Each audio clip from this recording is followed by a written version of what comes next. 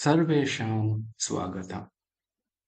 In today's lesson, we are going to learn about Shishtachara,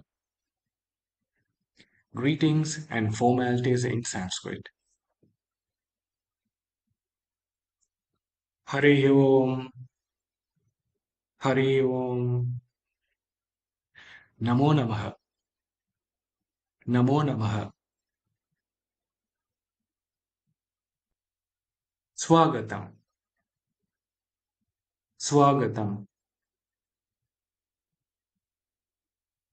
Suprabhatam, Suprabhatam, Namaskaraha, Namaskaraha, Namaste, Namaste,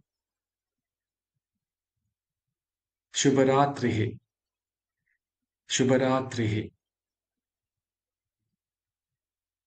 Dhanyavadaha, Dhanyavadaha, कृपया कृपया क्षम्यताम् क्षम्यताम् चिन्ता मास्तु चिन्ता मास्तु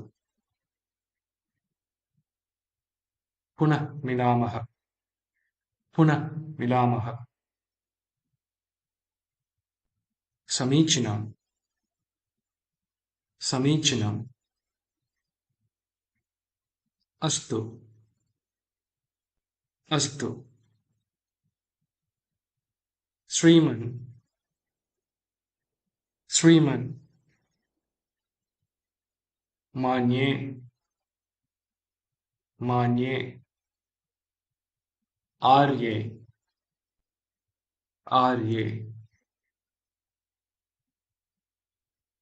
Thank you. See you in the next lesson.